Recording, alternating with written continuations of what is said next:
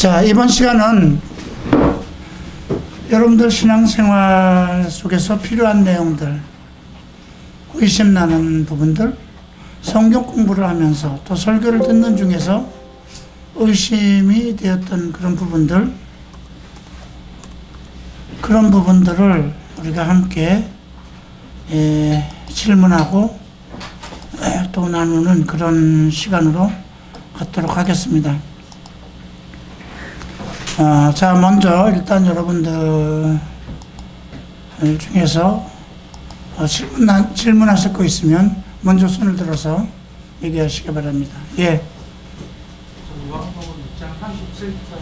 요한복음 6장 37절. 잠깐만요. 같이 봐야 되니까.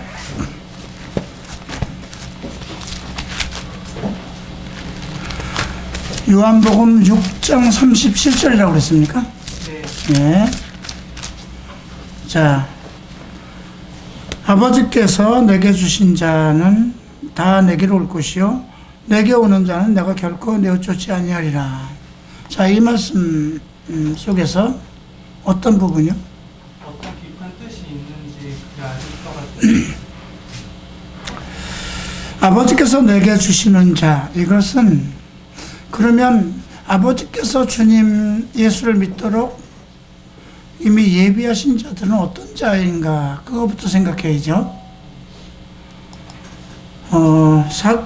에베소서 1장을 한번 펴시기 바랍니다.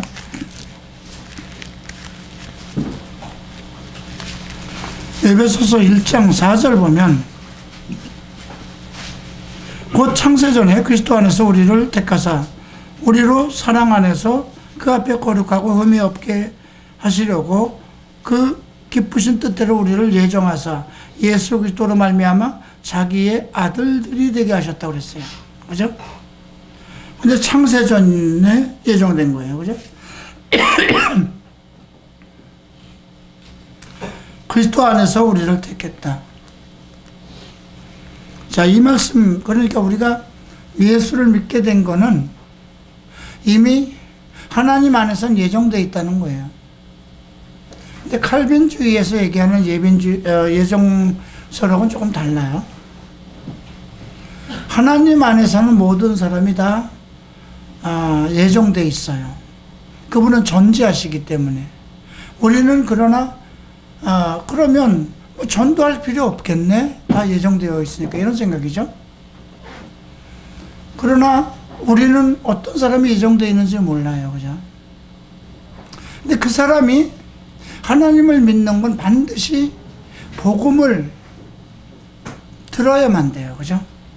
믿음이 생겨야 되잖아. 하나님에 대한 믿음. 자, 그 하나님의 믿음에 대한 정의는 어떻게 됐나요? 로마서 10장 17절에 예. 믿음은 들음에서 나며 그리스도의 말씀이다. 이렇게 되어 있죠.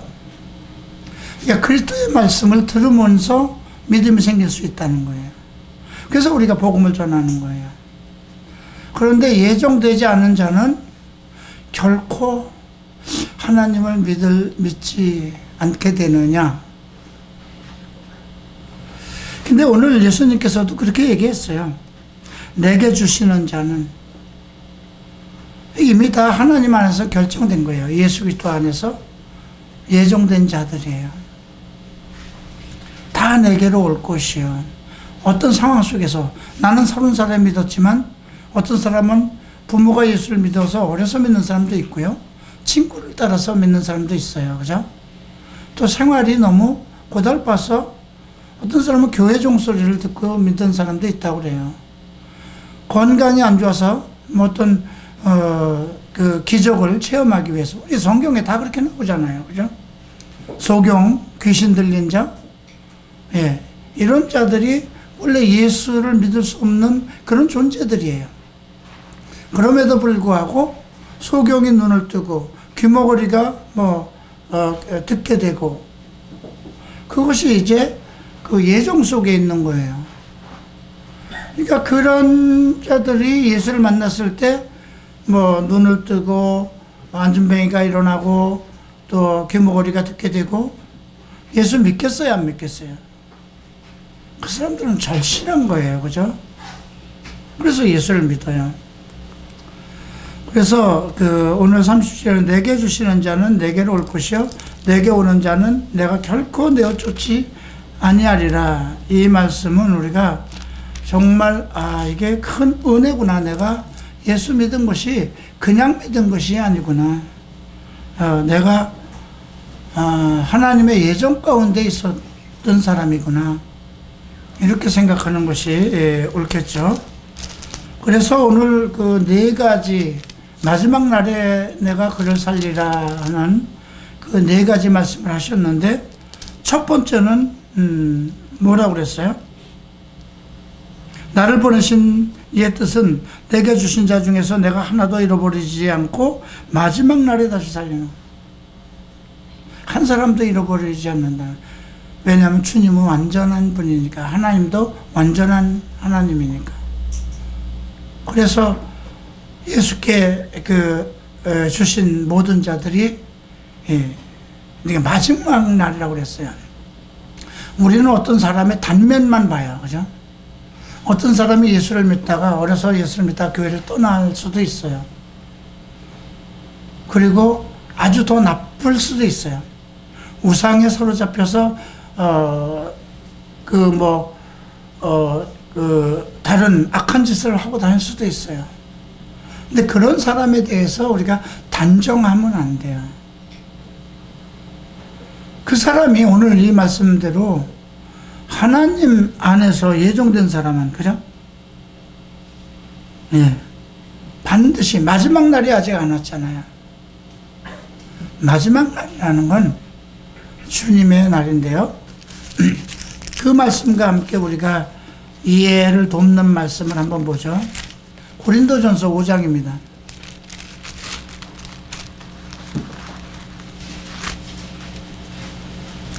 너희 중에 심지어 음행이 있다 함을 들었으니 이런 음행은 이방인 중에도 없는 것이라.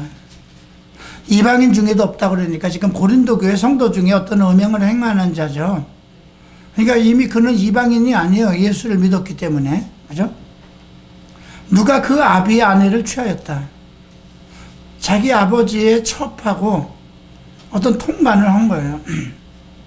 그리하고도 너희가 오히려 교만하여져서 어찌하여 통하니 여기지 아니하고 그 일을 행한 자를 너희 중에서 물리치지 아니하였으니. 그냥 같이 밥 먹으면서 같이 신앙생활하면서 같이 예배 봤던 거예요. 그걸 다 알면서도. 먼저 내가 실로 몸으로는 떠나 있으나, 지금 바울은 다른 데 있어요. 영으로는 함께 있어.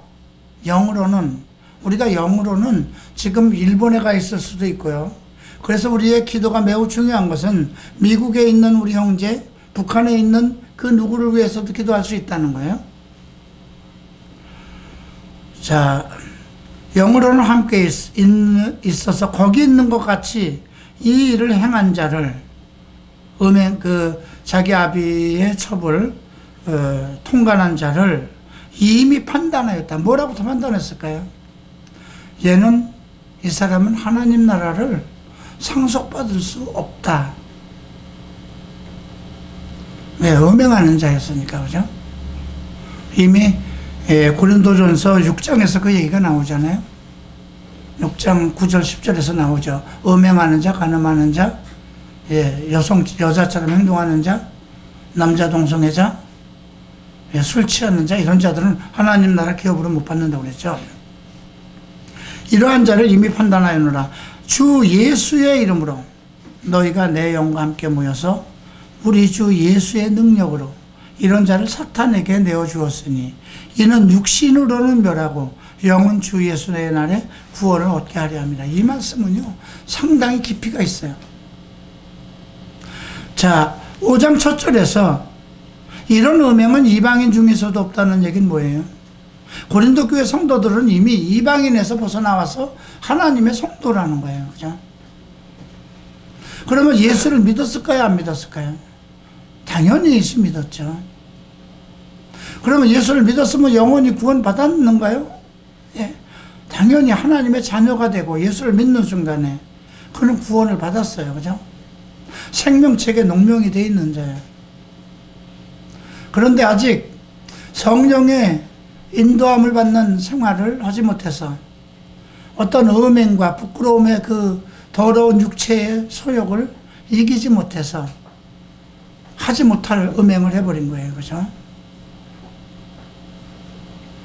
그렇다고 그랬을 때 지금 육체로는 멸하고 영은 주 예수 날에 구원을 얻게 하려나.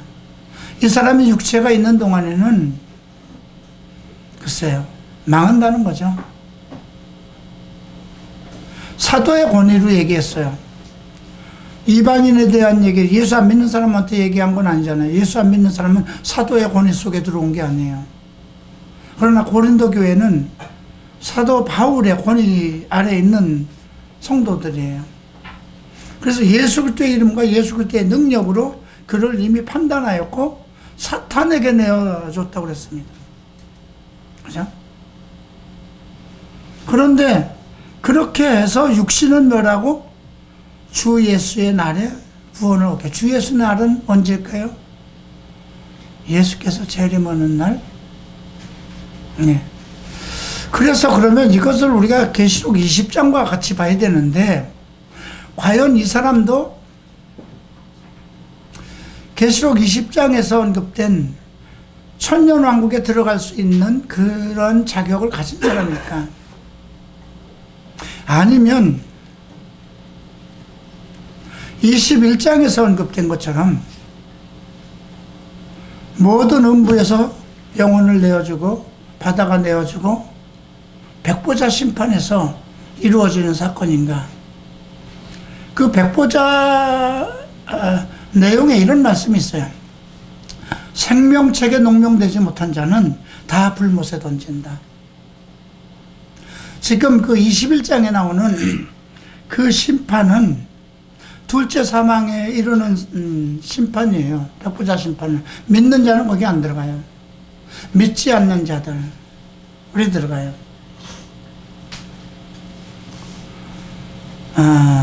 그러면 그 사람이 육체로는 멸하고 했는데 그 사람이 그러면 천년왕국에 들어올 수 있는 길은 무엇일까요? 들어올 수 있는 소망이 있을까요? 난 있다고 생각해요. 아마 사도가 교회에서 이러한 종 사탄에게 내어주고 육체는 멸하였다 하니까 아마 어떤 심한 질병이 있을 수도 있어요. 그죠?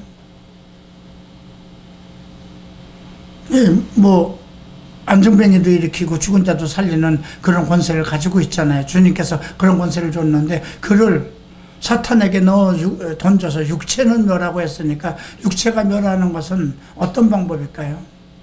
하는 일마다 안 될 수 있고요. 사람 관계가 다 끊어질 수 있고요. 예, 몸에 질병이 들어서 예, 그럴 수도 있어요. 그죠? 자, 그러면 마지막 기회가 있어요. 그죠? 우리가 계시록에도 보면 믿지 않는 자들이나 온전한 천년왕국에 들어가지 못한 사람들이 적그리스도 시대까지 7년 환란으로 들어간 성도들이 있어요. 그 전에 천사장의 나팔 소리와 함께 우리는 부활의 형체로 하늘로 올라가야 돼요. 그런데 예수를 믿었는데도 그리스도와의 온전한 만남이 없었고 말씀에 대한 능력, 성령의 인도함을 받지 못해서 육체적으로 살았어요. 돈을 좋아하고 성적으로 살고 술을 마시고 똑같은 거예요. 네. 그 사람이 들어올 수 있는 길은 뭘까요? 이미 휴거된 사람들 말고 이 7년 대환란 속에는 믿지 않는 사람들과 그 다음에 그런 예수를 믿었지만 방탕해서 그 부활의 영광에 참여하지 못한 사람들이 어차피 남아있어요. 그 교회가 있어요. 더 교회는 화려해질 거고 행사 중심이 될 거고 조금 이단적인 그런 교회로 더 변질될 거예요. 예수만 믿지 않아도 된다. 뭐 그렇게 될 수도 있어요. 그런데 만약에 그들이 나중에 깨달을 수 있잖아요. 그죠? 우리 이 갈보리 체프 성도라고 하십시다. 그런데 천사장의 나팔소리와 함께 호련히 우리가 이제 들림을 받는다고 하십시다. 그럼 이 중에서 들림을 받고 들림을 받지 못한 사람이 남아있다면 들림을 받지 못한 사람은 알 거잖아요. 그죠? 갈보리 체부 성도가 다 들림 받았네? 인터넷에서 쳐보면 미국에도 그렇고 일본에 있는데도 그렇고 그럼 왜 나는 못 갔을까 하면 자신이 스스로 알 수 있잖아요. 그죠? 그럼 그 사람이 할 수 있는 방법은 뭘까요? 적그리스도의 육표를 받지 않는 것. 그래서 죽임을 당하는 것, 순교를 당하는 거예요. 그게 마지막 카드예요. 이제 그들까지는 계시록 20장에 천년왕국에 참여하는 자로 포함되어 있어요. 그래서 나는 이 사람이 이제 이게 후서에 조금 비슷한 언질이 나와요. 고린도 교회가 많이 그 고난을 받아요.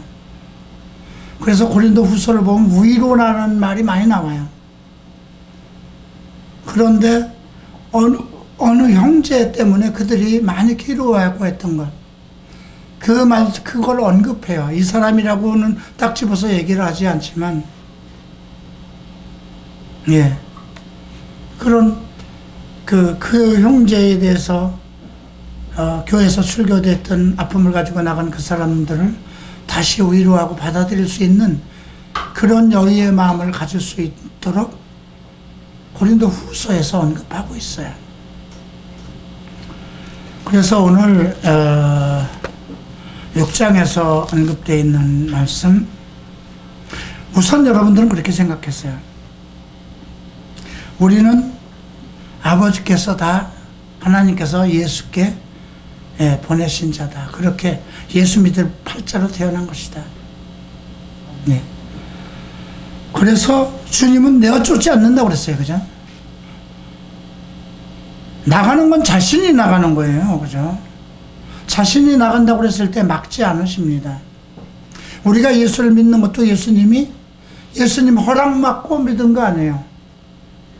하나님 안에서 예정된 자이기 때문에 어떤 상황을 따라서 예수를 믿은 거지, 예수님 나 믿어도 됩니까? 허락받은 거 아니거든요.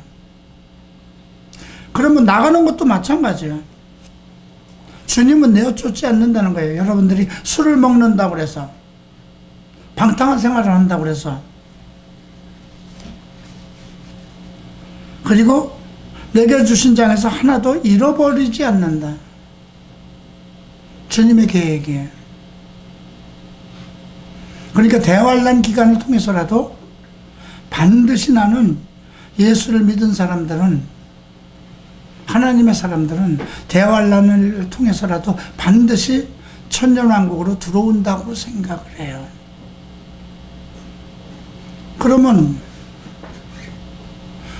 예수를 믿되 허망하게 믿고 음행하고 하다가 예수님 오실 때 천사장의 나팔 소리를 듣기 전에 죽은 사람들은 어떡할 거냐. 그것도 문제예요. 그죠? 그들이 그리스도 안에서 잠들어서 잠든 자가 될까요? 아니면 어떤 고통 중에 거하는, 그들이 똑같이 그냥 죽는 걸로 해서 끝나서 다음 이제 천사장의 나팔 소리와 함께 죽은 자들이 부활하고 거기에 동참하는 사람이라면, 그렇게 가능한 거라면, 누가 이 세상에서 힘들게 의인처럼 살아가겠어요?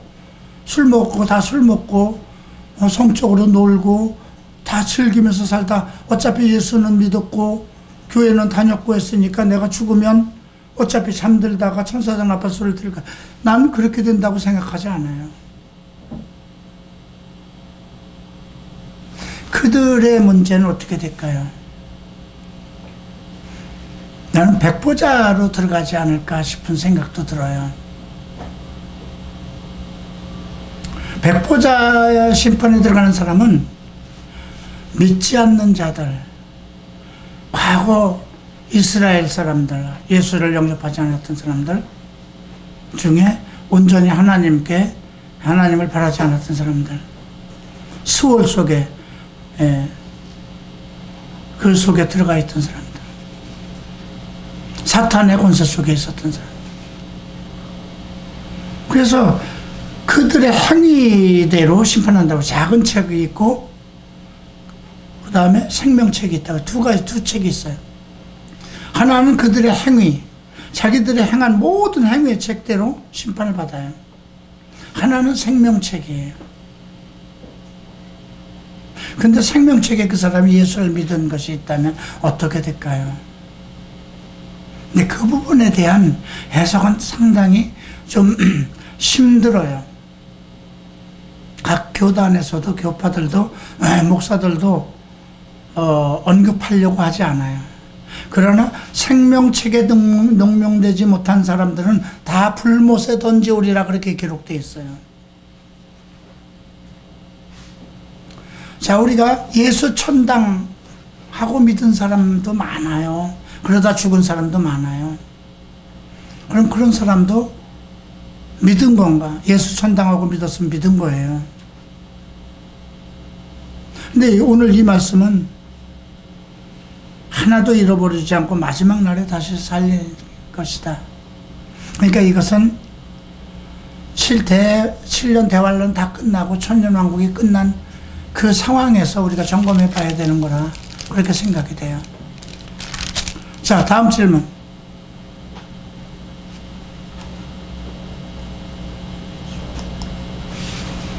없나요?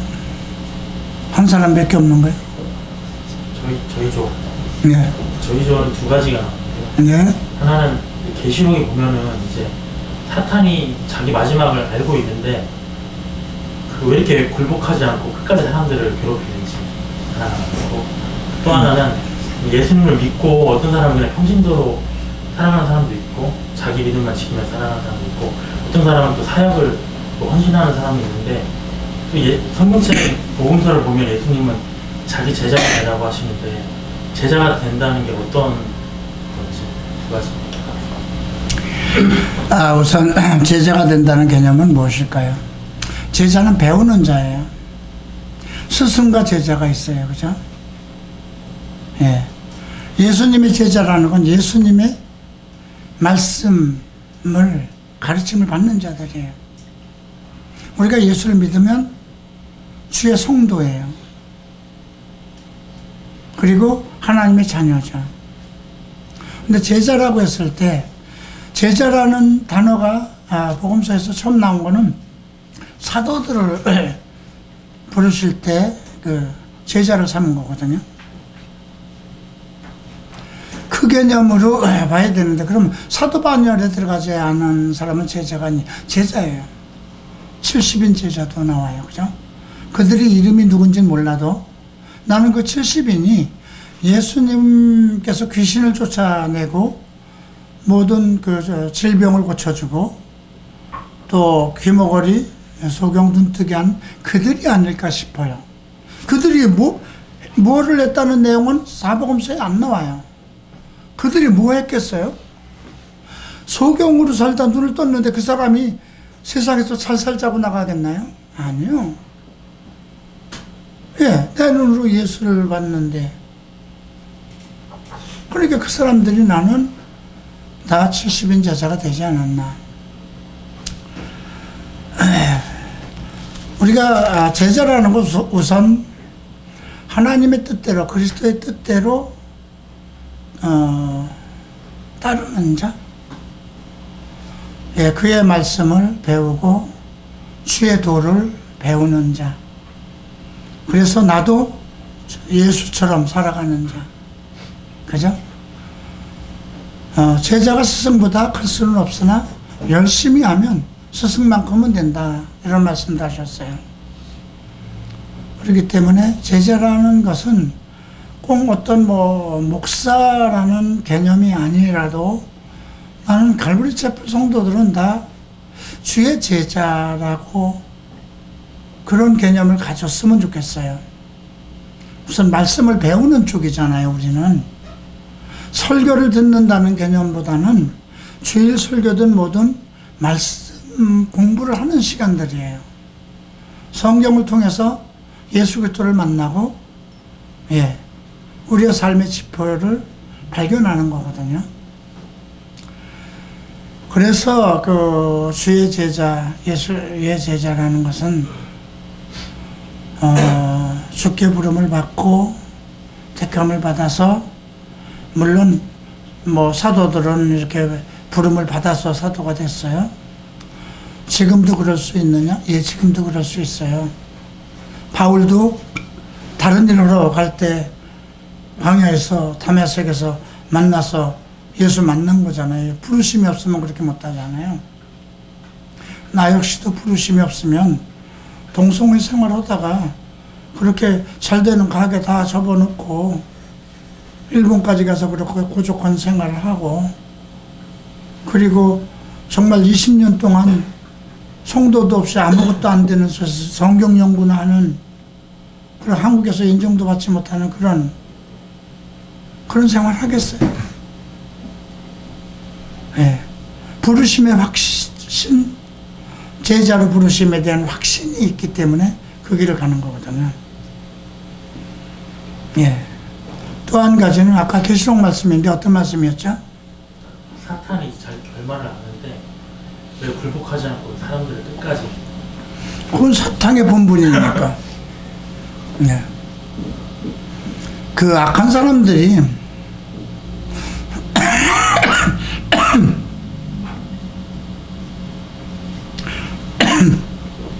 사탄은 원래 하나님을 대적하는 자였잖아요. 그죠? 창세기부터 기원을 가지고 있어요. 하늘에서부터 하나님을 대적하고 이 땅으로 자기를 따르는 자 3분의 1을 데리고, 천사들 3분의 1을 데리고 이 땅으로 내려왔어요. 그래서 공중 권세를 잡았어요. 이 모든 권세는 원래 하나님이 누구에게 줬어요? 인간 아담에게 준 거예요. 아담이 졌잖아요. 그죠? 그 모든 권세를 빼앗겼어요. 그 인류에 관한 그 모든 것을 사탄이 지배하는 거잖아요. 그는 하나님과 하나님의 사람들을 대적하는 것이 그의 본성이고 본질입니다. 그리고 끝까지 이 세상을 정복자로 모든 이 땅에 있는 교회를 말살시키고 믿는 자들을 다 죽이고 사탄의 세계로 만들어서 이 세상 전체가 사탄의 왕국이 되는 것, 예, 그것이 사탄의 꿈이거든요. 그러니까 굴복하지 않죠. 네. 오케이. 또 다른 질문?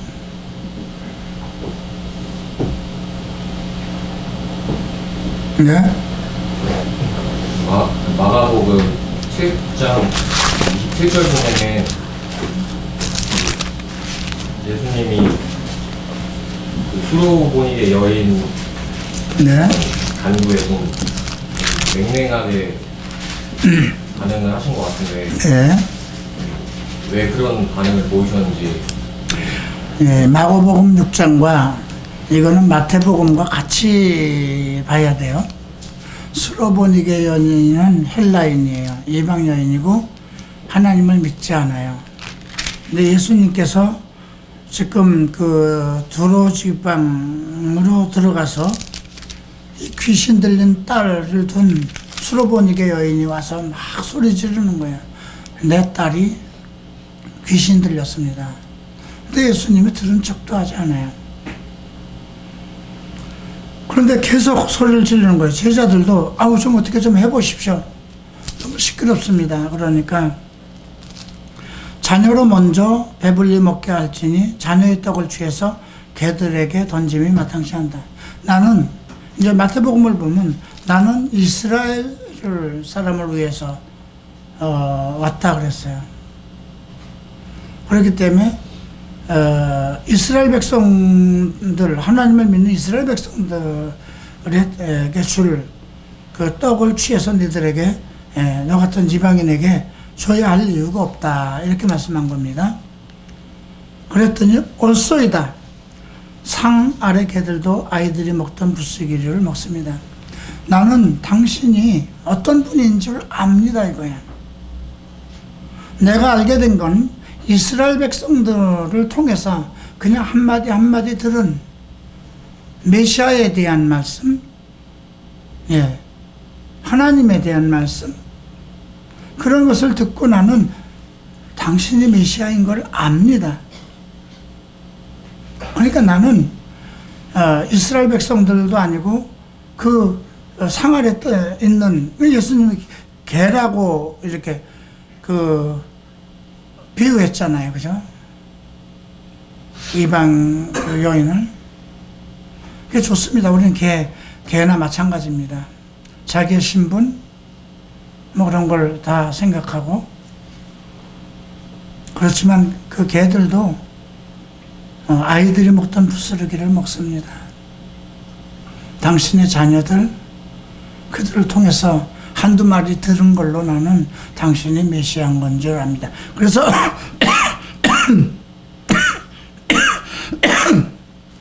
29절에 보면, 자, 내가 이 말을 하였으니 돌아가라. 귀신이 내 딴에 이 말을 하였으니라고 했어요. 마태복음에서는 네 믿음이 크도다 그랬어요.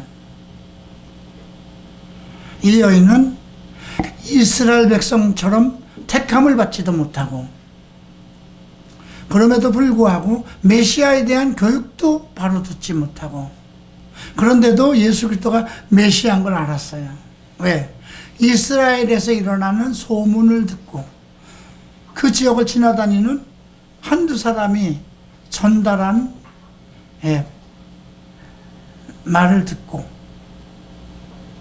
그 얘기예요.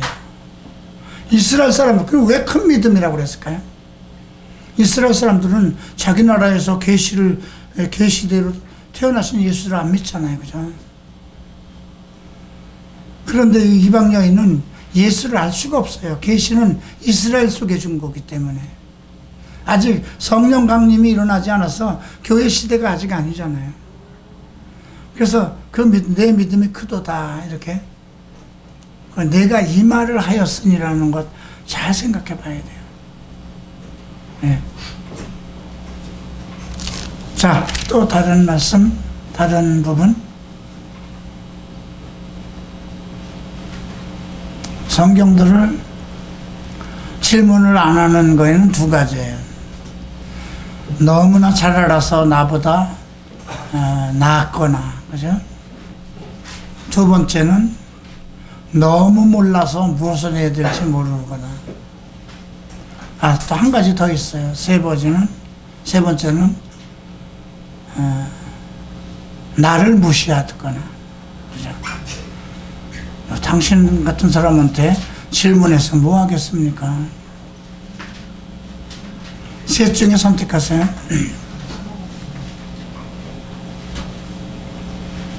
계시록 12장에서 네. 여자가 된 아이가 나오는데, 태산한 아이가 나오는데, 네. 아이가 예수님이라고 하는 사람도 있고, 홈페이지 들어가니까 다른 의견도 목사님 쓰신 거예요. 다른 의견. 네. 이 12장은요, 해석이 매우 중요해요. 그 발 아래 달이 있고, 해를 입은 한 여자예요. 예. 그 발 아래 달이 있고, 해와 달이 나와요. 그 머리에는 12면류관을 썼더라. 12이 나오는데 면류관이에요. 이 면류관은 투쟁을 통해서 얻어내는 면류관이에요. 근데 이것을 교회로 봐야 될 거냐, 이스라엘로 봐야 될 거냐, 이거예요. 우리가 성경 해석의 두 가지 샥스미스 목사님 가르침 중에 항상 첫 번째 성경에서 나오는 기준을 따라야 된다는 면에서, 두 번째는 해석은 어떤 상황에서도 변하지 않는 영불성, 이 두 가지를 지켜야 되거든요. 자, 이 내용은 어디에서 나오냐면 창세기 37장에서 나와요. 요셉의 꿈에서 나와요. 예, 한번 창세기 37장 볼까요?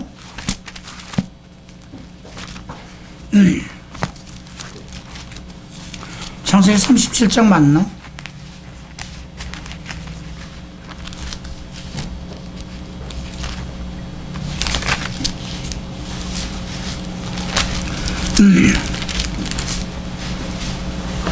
자, 요셉이 꿈이 나오죠. 9절에 보면 요셉이 다시 꿈을 꾸고 형들에게 고하여 가로되 내가 꿈을 꾼저 해와 달과 11별. 근데 계시록에는 왜 12별이 나왔을까요? 여긴 요셉을 뺀 거잖아요. 그죠? 계시록엔 요셉까지 포함된 거예요. 11별이 내게 절하더이다 그랬어요. 그러니까 지금 계시록 12장에서 이스라엘의 특별한 일이 이제 이스라엘의 섭리가 시작되는 거예요. 그러니까 그래서 이 아이가 아이를 베어 해산하게 되면 아파서 애써 부르짖더라. 이 여자는 누굴까? 교회일까요? 자, 우리가 이스라엘에서 이스라엘 12지파가 있었고, 그 다음에 이제 교회는 예수님으로 해서 12제자들로 시작이 됩니다. 근데 예수님이 이스라엘 혈통을 가지고 태어났어요. 혈통으로는. 네. 그런데 지금은 이제 그 하늘에서 붉은 용이 나타나죠. 예, 뿌리 열이고 권세예요. 최고의 권세. 7면류관, 완벽한 어떤 그 면류관을 가지고 있고, 하늘별 3분의 1을 끌어다 땅에 던지니, 아까 3분의 1을 그 천사들이 그 자기를 따르는 천사들 데리고 왔다고 그랬죠. 이 아이를 삼키고자 하니, 사탄이 이 땅을 지배하면서 처음부터 이 땅에서 우리가 창세기 3장 15절에서 언급한 뱀의 머리를 부술 한 아이, 예수 그리스도거든요. 우리가 예수 그리스도 얘기하면 교회로 봐야 돼요. 이 땅에 교회가, 그리스도가 탄생되지 못하도록 하는 것. 근데 뱀도 똑같이 들은 거예요. 창세기 3장을 보면 여인과 뱀하고 똑같이 판단을 했잖아요, 하나님이. 그래서 사탄이 다 들은 거예요. 그래서 우리가 5장을 보면, 창세기 5장을 보면 5장 6장에서 셈족들 중에 하나님을 찬양하는 그런 그룹들이 그 족속이 이어지고, 6장에서 보면 그 사람들의 딸이 너무 아름다워서 하나님의 아들들이 자기 임의대로 취했다고 그랬어요.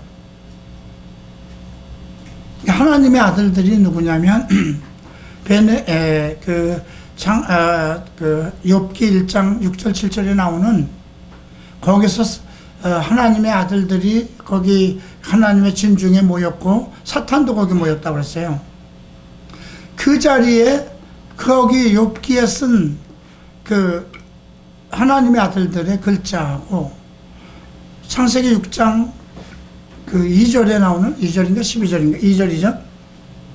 하나님의 아들들하고 원어가 똑같아요. 그럼 원어가 똑같을 때는 같이 해석해야 돼요. 근데 교회는 한국 목사들은 그거를 하나님의 아들들을 우리의 셈조국의 뿌리로 봐요. 네. 그러니까 우리 성경을 보면 그런 설명을 알 수 없으니까. 그런 것들은 성경 연구를 통해서 이해할 수 있는 거거든요. 원어도 그래서 필요한 거고, 창조라는 것도 우리가 바라라는 단어가 시브리의 어원이 어떤 뜻인가를 알고 해석해야 되는 거거든요. 그래서 아까 아까 계시록 12장에서 나오는 12별, 그죠? 해를 입은 한 여인, 그건 이스라엘이에요. 이스라엘과 12별, 12면류관을 이스라엘이에요.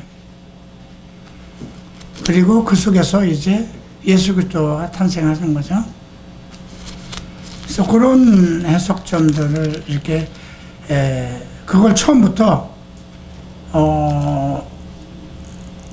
보편적인 그 보통 해석자들, 다른 교단 사람들은 계시록 12장에 그 12면류관을 쓴 그 사람들을 교회로 보는 경우가 많아요. 이렇게 되면 성경의 틀이 다 무너져요. 그래서 우리가 성경을 해석할 때 항상 창세기부터 어느 것이 가장 먼저 언급되었느냐. 창조하면 무조건 창세기 1장을 봐야 되는 거예요. 사람 하면 어디를 봐야 돼요? 아담을 봐야 되는 거거든요. 똑같아요. 그렇게 해서 해석의 기준을 세워야 돼요. 자, 또 다른 부분. 오케이. 그 마태복음 어제 그 배운 마가복음 5장에서 마태복음 그 8장이랑 누가복음 8장이랑 마가복음 5장에 그 군대 귀신 들린 자가 나오는데 거기에 이제 이름이 그 지방이 다른 것은 이제 그런 역사적인 배경이 있다라고 말씀을 하셨는데 네. 이 마가복음 8장에 어제 말씀하시면서 거기에 이제 두 사람이라고 거기는 기재가 되어 있는데 두 사람? 예예. 마태복음 8장에는 두 사람이 이제 나왔다라고 이렇게 나와 있는데 두 사람이 나왔나요? 마태복음 8장에? 어디에 두 사람이? 그 28절에 귀신 들린 자 둘이 무덤 사이에서 나와서 네, 28절에. 예. 근데 이게 그냥 어떻게 보면은 어떤 마가복음 8장? 그 마가복음 5장이랑 누가복음 8장에는 이제 한 사람이라고 이렇게 네. 나왔는데 한 사람이든 두 사람이든 그건 중요하지 않아요. 바디메오가 있는데도 다른 성경에는 그 바디메오와 또 한 사람, 두 사람의 거지가 그 구걸을 하고 있다고 나왔거든요. 근데 거기에서 보면 그 아비와 바디메오 아비와 같이 있지 않았는가 이렇게 생각도 되고 그 아내와 같이 있을 수도 있고 그건 누군지 몰라요. 근데 군대 귀신 들린 자가 한 사람일 수도 있고 두 사람일 수도 있고 그건 중요하지 않아요. 근데 우리가 마가복음을 근데 그럴 때는 어떻게 해석을 해야 되느냐. 그 숫자에 연하지 말고 두 사람이든 어쨌든 다 군대 귀신 들린 사람들이다. 하나다 생각하면 돼요. 예. 귀신 들린 사람이 한 유다. 그렇게 생각하면 돼요. 그래서 그런 것에 자꾸 이렇게 마음이 끊기면, 마가가 잘못한 거야? 누가가 잘못한 거야? 마가는요, 가장 중심적인 핵심을 잡아서 간 거고요. 누가는 세부적으로, 보이는 대로 다 보인 거예요, 자세히. 그러니까 두 사람일 수도 있지만, 저기 동성애자가 둘 있네, 저기 동성애자가 있네? 똑같은 말이잖아요, 그냥. 예. 저기 도둑놈이 두 명이 있네, 이 말이나, 그죠? 저기 도둑놈이 있네, 뭐. 어떤 그 가다라랑 뭐 이런 데카볼리랑 이런 뜻처럼 어떤 뜻이 그건 없어요. 그건 없는 거죠. 예, 그러나 우리가 가다라, 마태복음 8장인가요? 거기서 나온 것은 가다라죠. 그리고 누가복음하고 마가복음은 거라사인.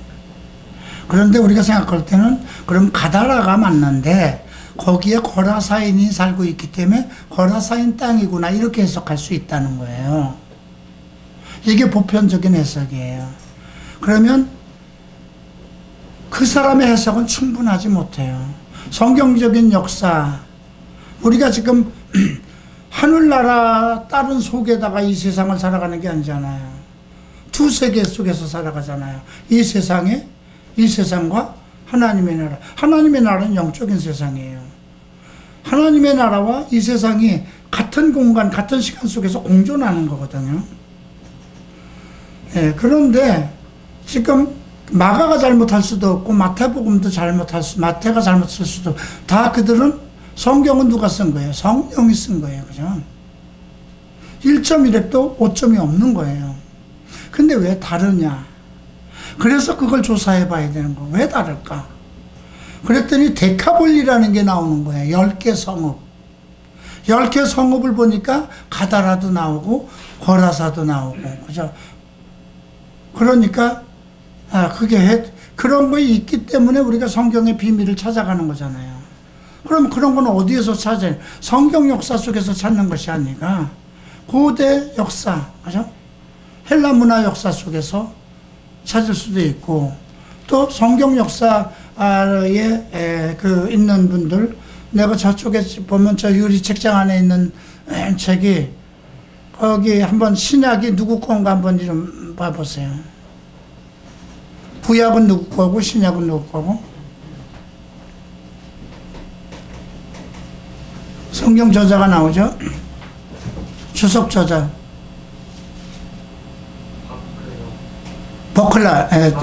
버클레이. 신약은 버클레이예요. 버클레이의 글을 보면은요, 제가 일본에서 나와서 이런 것들에 대한 것을 어떻게 공부할까. 그래서 이제 청계천에 헌책방을 찾아갔어요. 내가 성경을 보니까 이게 그 성경 역사를 좀 알아야 되겠는데 어떻게 공부하면 되겠느냐. 버클레이 거를 보십시오.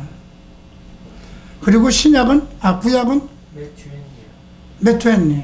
예, 그분은 뭐 청 목사도 그렇고 척 스미스 목사도 다 그 두 분의 책들을 그 정통 보수 쪽이니까 추천한 글이거든요.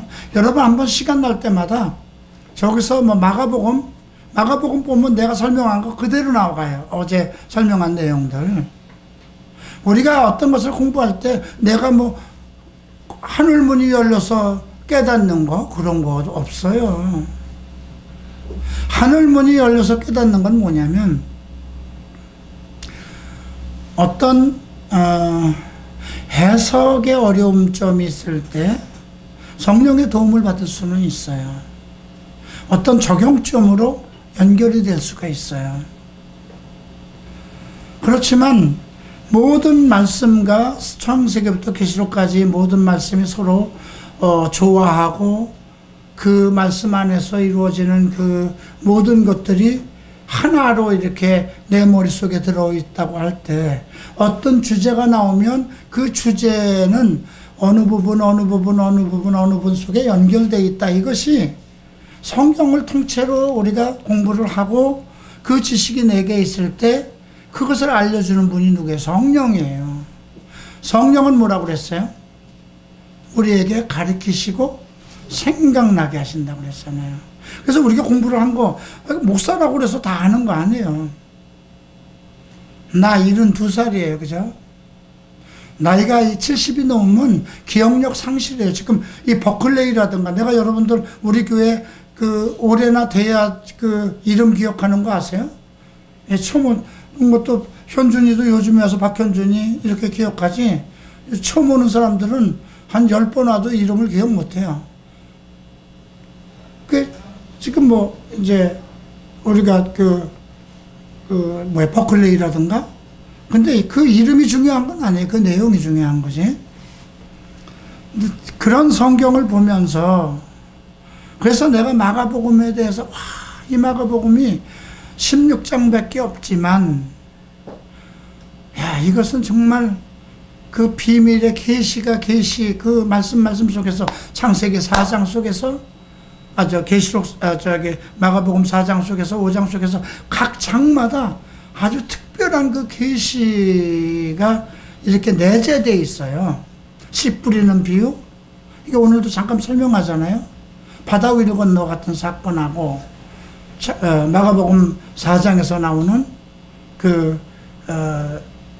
이제 배에서 풍랑을 맞았더니 근데 마가복음에서는 바다 위를 건너가셨던 내용이 아주 세밀하게 나왔어요. 유령인 줄 알고 제자들이 두려워했고, 예. 근데 그런 내용들을 이렇게 봤을 때 그것을 그냥 어떻게 해석할 것인가, 뭐 해석의 중요성도 있지만 그거는 우리에게 주는 메시지가 뭐냐면 적용점이에요. 예수를 믿고 살아도 예수와 함께 살아도 한 배에 탔어도 풍랑을 탈 수 있다는 거죠. 네가 예수를 믿는다고 그래서 네가 교회를 다닌다고 그래서 예수가 항상 너와 함께 대화를 하고 깨어있는 건 아니지 않느냐 그 얘기를 하는 거예요. 그렇지 않으면 넌 풍랑을 맞을 수 있다는 거죠. 그럼 그때라도 예수를 깨워야 된다는 거고요. 두 번째는 바다 위를 건너간 사건. 예수님께서 시킨 대로 뭐를 해도 사탄은 우리를 공격할 수 있다는 거예요. 그럼 누가 해결하나요? 예수님이 시켰으니까 예수님이 해결하시죠. 내가 예수님께서 시킨 일을 하는데 그것이 지금 해결이 문제가 생기고 뭐 다 죽게 됐다 그러면 그건 예수님이 시킨 대로 했으면 예수님이 책임지시는 거잖아요. 내게 주신 자는 한 자도 버리지 않고 다 마지막 날에 구원하신다. 그래서 이렇게 성경 전체가 이 엄청난 그 내용들이 머릿속에서 이렇게 잘 정리가 돼야 돼요. 지난번에 우리가 지금 토요일 날 배우는 그 과정 속에서 엘리야와 엘리샤의 그 영적 승계, 어디 가서 한번 보세요. 그렇게 어떤 분이 어떤 주석에서, 우리가 메트엘리 주석에도 그런 주석 나온 거 없어요. 청목사님 주석에도 그런 주석 나온 거 없어요. 그러면 그거를 너 여기 있어라, 내가 베델리로 간다. 너 여기 있어라, 내가 요단으로 간다. 그걸 어떻게 해석할 거예요, 그죠? 그렇다고 내가 그 길갈이라는 거, 베델이라는 거, 뭐 여리고라는 거, 요단이라는 거, 그거 성경 밖으로 해석한 거 아니잖아요, 그죠? 그 메시지 속에서 지금 그 메시지를 통해서 우리에게 뭘 전하는 거냐? 그런 걸 발견하는 거예요. 지금 마가복음 우리가 5장에서 군대 귀신 나오는 것도 데카볼리의 일대에 가서, 그러니까 예수님 따라가려고 그랬어요. 그 군대 귀신 들린 자가 깨어나서 난 주님 이제 수정 들면서 주님 제자가 되겠습니다. 아니야, 너 내 고향으로 가. 내 고향에 가서 너희 집으로 가서 너희 친속에게 하나님이 내게 얼마나 큰일 한 걸 전하라. 그래서 그가 데카볼리로 갔는데, 데카볼리는 어마어마한 10개의 그 도시거든요.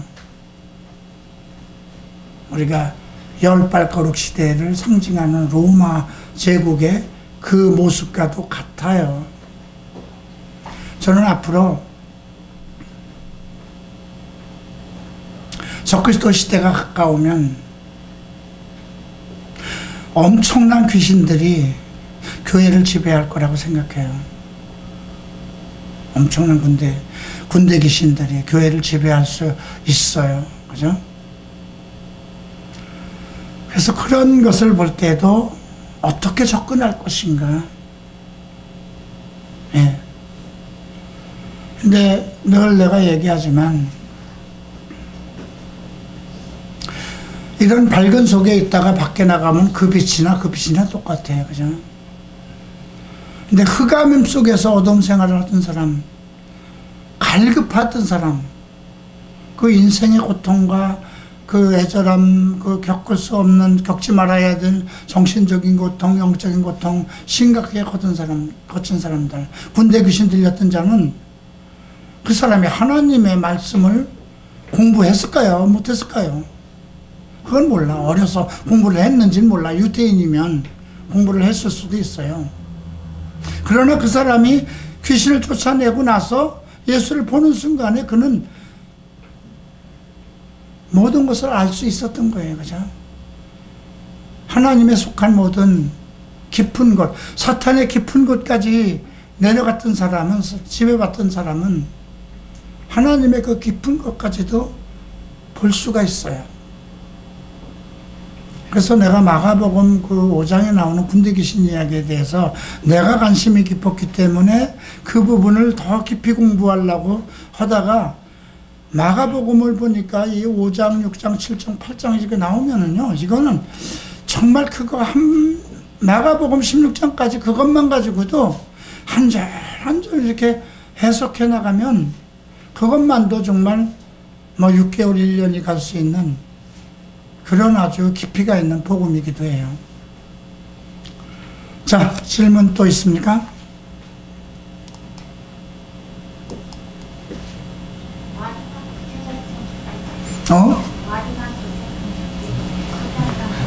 뭔 소린지 안 들리는데? 해석해줘요, 오빠가.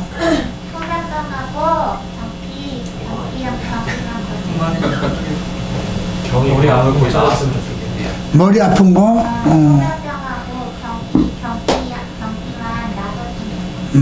기도할게. 예수 잘 믿어. 그 머리 아픈 게 좀 나아. 머리 안 아파가지고 밖에 있는 우리 오늘 조이 키키미 지치만도 못한 놈들이 많어. 그냥 머리 아파서 그냥 머리 아프니까 주님 살려주세요 그러는 것이 그게 오히려 복일 수도 있어. 가끔가다 경이가 하는 얘기가 깜짝깜짝 놀래는. 우리 이거 오늘 영상에도 봤는데 에? 갈보리 채플이란 뭐라고 그러니까 하나님 거라고 그러잖아요. 자, 질문 있습니까? 맛있는 돼지고기가 있는 것 같은데 빨리 끝내야 먹지 않을까? 자, 마치겠습니다. 기도합니다. 존귀하신 주님 감사합니다. 성경에 많은 계시들이 있습니다. 우리가 완벽하게 공부를 했다고 해도 우리의 생각과 우리의 지식으로는 그 계시를 완전히 풀 수가 없습니다. 그러나 성령께서 가르치시고 생각나게 하시고 인도하시니 우리가 계속 열린 문으로 나갈 것입니다. 한 가지 한 가지 가르침을 따라서 한 발 한 발 나가면서 그리스도의 형상을 만날 때까지 나아갈 것입니다. 그런 성경을 연구하는 마음을 갖게 하시고 성경 속에서 영생을 얻는 그런 비결을 터득할 수 있는 갈보리 채플 성도들이 되게 하소서. 감사하며 예수 그리스도 이름으로 기도합니다. 마치겠습니다.